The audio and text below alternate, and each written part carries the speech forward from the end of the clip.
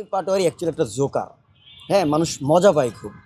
আপনি দেখবেন মানে তার কথাগুলাই হবে কি যে সে কাউকে ইন্ডিকেট করে বলছে।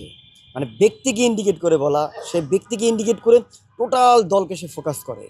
আবার ওই যে আমরা দেখেছিলাম অনেকগুলা বাংলাদেশে টিকটকার টাইপের কিছু মানে টিকটকার যারা আছেন, এমন একটা রাজনীতিবিদ হয়েছেন নাসিরুদ্দিন পাটোয়ারি। এটা কি আসলে রাজনীতিবিদ না জোকার, এটা আমি ব্যক্তিগতভাবে আসলে এটাকে ফাইন্ড আউট এখনও করতে পারিনি, কিন্তু আমার কাছে জোকারই মনে হয়েছে।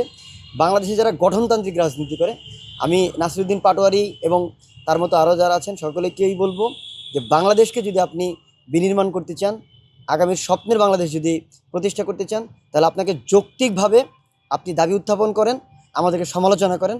আমরা সেই সমালোচনাগুলোকে আমলে নিয়ে বাংলাদেশকে নতুন ধাপে প্রতিষ্ঠা করতে চাই। এবং আমাদের এই দল নিয়ে যারা বিভ্রান্ত ছড়াচ্ছেন যে বিভিন্ন জায়গায় চাঁদাবাজি এবং নানা ধরনের অপকর্মের সাথে দল যুক্ত রয়েছেন, একজন ব্যক্তির প্রথম পরিচয় সে মানুষ, তারপরে কিন্তু দল, তারপরে ছাত্র, তারপরে অন্য কিছু।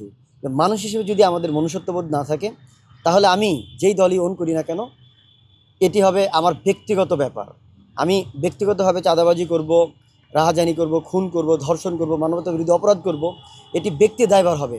সংগঠনভাবে যখন আমরা এই ধরনের অভিযোগ পাই, সেই অভিযোগের বিপরীতে আমরা তথ্যপত্র বিশ্লেষণ করে যদি সে সত্যিকার অর্থেই অভিযুক্ত হয়, সাংগঠনিকভাবে দল সেখানে পদক্ষেপ নিচ্ছেন, তাকে বহিষ্কার করছেন এবং আইনানুগ প্রক্রিয়ার মাধ্যমে তার বিচার নিশ্চিত করছেন।